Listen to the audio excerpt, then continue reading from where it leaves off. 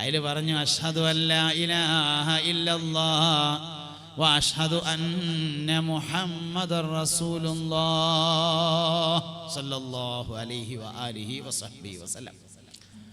മുസ്ലിമായി. ഇതറിഞ്ഞപ്പോൾ യജമാനിന് ദേഷ്യമായി, മുതലാളിക്ക് ദേഷ്യമായി. അന്ന് വരെ ഉണ്ടായിരുന്ന എല്ലാ സൗകര്യങ്ങളും പിൻവലിച്ചു. ഇനിയിവിടെ ഒരു സൗകര്യമില്ല, എനിക്ക് ഉറങ്ങാനും പറ്റൂല, മര്യാദക്ക് ഭക്ഷണമില്ല, ഒന്നുമില്ല. അങ്ങോട്ട് എട്ടങ്ങറായി. ഒരു ദിവസം നബി തങ്ങളുടെ ഹദറത്തിൽ വന്നുകൊണ്ട് സൽമാൻ പറഞ്ഞു, പുന്നാര നബിയേ, എനിക്കൊന്ന് സ്വതന്ത്രനാവാൻ എന്തെങ്കിലും ഒരു വഴി ഉണ്ടാക്കി തരണം എന്ന് പറഞ്ഞു. വയ്യ. അങ്ങനെ നബി സല്ലല്ലാഹു അലൈഹി വസല്ലമയും പ്രധാനപ്പെട്ട കുറച്ച് സഹാബത്തും സൽമാനെ കച്ചവടം ചെയ്യാൻ വേണ്ടി മുതലാളിയുടെ അടുത്തേക്ക് പോയി, വാങ്ങാൻ വേണ്ടി പോയി. ജൂതനെ സമീപിച്ച് സൽമാനെ കൊടുക്കണമെന്ന് ചോദിച്ചു. കൊടുക്കുകയൊക്കെ ചെയ്യും. എന്താ തരണ്ടേ ചോദിച്ചു. അതിൽ പറയും ഇങ്ങനെ ഒരു ഒഴിഞ്ഞ സ്ഥലം കാണിച്ചു കൊടുത്തു, ഒരു മരുഭൂമി, ഒരു ഒഴിഞ്ഞ ഭൂമി.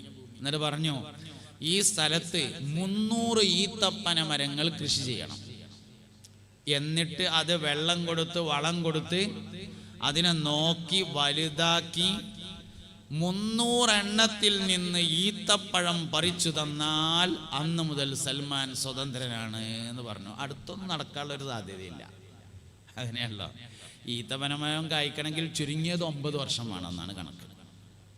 അപ്പോൾ അതുകൊണ്ട് അടുത്തൊന്നും ഒരിക്കലും നടക്കില്ല. പക്ഷേ നബി തങ്ങൾ എഗ്രിമെൻ്റ് എഴുതി സല്ലല്ലാഹു അലൈഹി വസല്ലം. ആയിക്കോട്ടെ എന്ന് പറഞ്ഞു. 300 ഈത്തപ്പനമരം വെച്ച് പിടിപ്പിച്ചിട്ട് സൽമാനെ സ്വതന്ത്രനാക്കാന്ന് എഗ്രിമെൻ്റ് എഴുതി ഒപ്പിട്ടിട്ട് പോന്നു. പള്ളിയിൽ വന്നിട്ട് വയല് പറഞ്ഞു, സഹാബത്തെ, സൽമാന്റെ മോചനത്തിന് വേണ്ടി എല്ലാവരും ഈത്തപ്പന മരങ്ങൾ സംഭാവന ചെയ്യണം. ഓരോരുത്തർ ഓരോ മരം, ഈ 2 മരം, 3 മരം, 30 മരമൊക്കെയാണ് സംഭാവന പറഞ്ഞിട്ട് 300 മരമായി. സൽമാനോട് പറഞ്ഞു, സൽമാനെ, നിങ്ങൾ പോയിട്ട് ആ സ്ഥലത്ത് 300 കുയ്യാണ് കുത്തുകൂടിയാറും. കുയ്യുത്തൽ കഴിഞ്ഞിട്ട് വിവരം പറയാറുണ്ട്. സൽമാൻ റളിയല്ലാഹു അൻഹു ചെന്ന് ലോക ചരിത്രത്തിൽ വിപ്ലവം തീർത്ത 2 അടിമകൾ കഴിഞ്ഞുപോയി. ഒന്നൊരു കറുത്ത അടിമയും ഒന്നൊരു വെളുത്ത അടിമയും. കറുത്ത അടിമ സയ്യിദുനാ ബിലാലുൽ മുഅദ്ദിൻ റളിയല്ലാഹു അൻഹു. വെളുത്ത അടിമയാണ് സയ്യിദുനാ സൽമാനുൽ ഫാരിസി റളിയല്ലാഹു അൻഹു. 2 അടിമകളാണ്.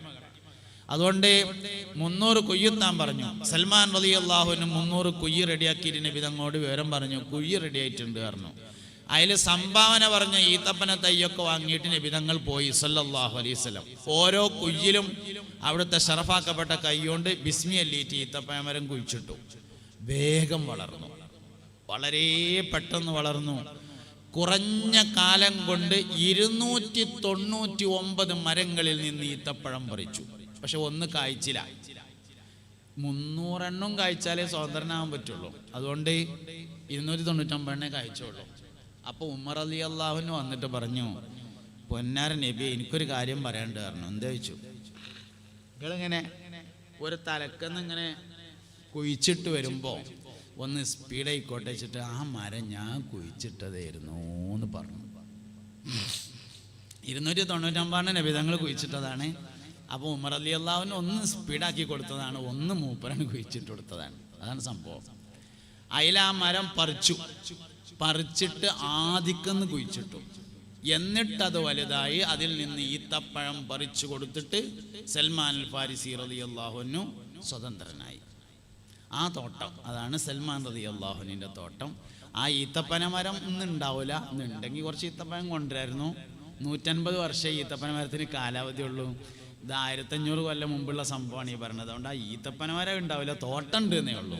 തോട്ടമുണ്ട്, മരം മാറിയിട്ടുണ്ടാവും, ഉറപ്പായിട്ടും മാറിയിട്ടുണ്ടാവും. 150 വർഷമാണ് പരമാവധി ഈത്തപ്പന മരങ്ങളുടെ ആയുസ്. അപ്പോഴേക്കത് കേടുവരും, നശിച്ചു പോവും. പിന്നെ വേറെ ഈത്തപ്പന മരം വെക്കുക ചെയ്യാം. എന്താ സൽമാൻ റളിയല്ലാഹു അൻഹുവിൻ്റെ പ്രത്യേകത? ദീർഘായുസ്സുണ്ടായ മനുഷ്യൻ, ആയുസ്സിലെ ബറക്കത്ത്, ദീർഘായുസ് കൊണ്ട് കിട്ടിയ ആള് 200 വയസ്സ് വരെയാണ് ജീവിച്ചത്. ഈ ഉമ്മത്തിൽ അത്ര ജീവിച്ച മറ്റൊരാളുണ്ടാവില്ല എന്ന് എൻ്റെ അഭിപ്രായം. 200 വയസ്സ് വരെ ജീവിച്ചു സയ്യിദുനാ സൽമാനുൽ ഫാരിസി റളിയല്ലാഹു അൻഹു. ഇനിയിപ്പം ആയുസ്സിൽ ബറക്കത്തുണ്ടാവാന് കുറെ കാലം ജീവിക്കണം എന്നൊന്നുമില്ല കേട്ടോ. കുറഞ്ഞ കാലം കൊണ്ട് ഒരുപാട് കാര്യം ചെയ്ത ആളാണ് ഇമാം നവവി റളിയല്ലാഹു അൻഹു. നവവി ഇമാം 50 വയസ്സിൽ താഴെയാണ്. ഗസാലി ഇമാം റളിയല്ലാഹു അൻഹു 50 വയസ്സിൻ്റെ താഴെയാണ്. അപ്പോൾ അതുകൊണ്ട് ഒരുപാട് ജീവിക്കണം എന്നൊന്നുമില്ല.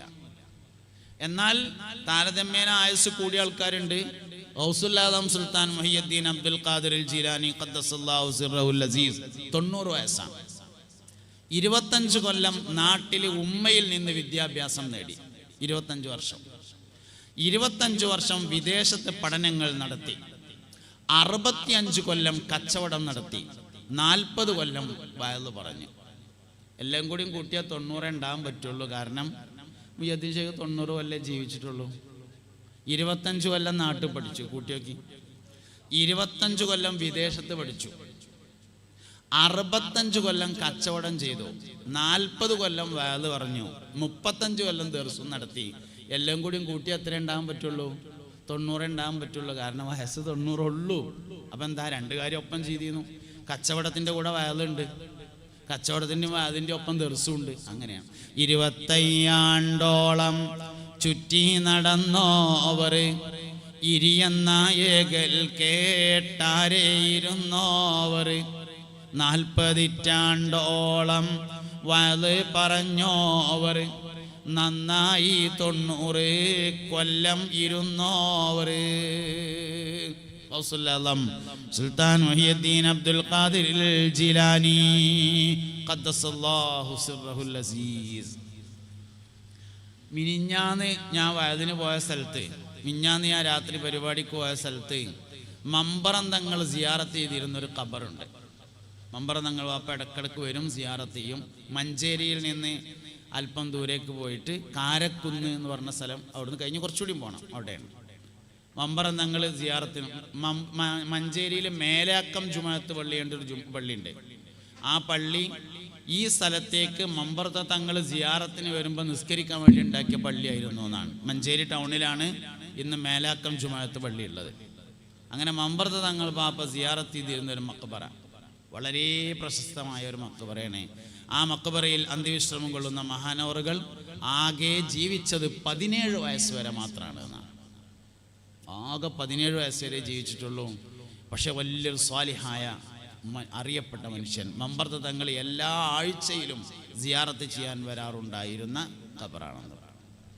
അപ്പം അങ്ങനെ ദീർഘകാലം ജീവിക്കണം എന്നില്ല, ആയുസ്സിൽ ബർക്കത്ത് ഉണ്ടാകുകയാണ് ഏറ്റവും വേണ്ടത്.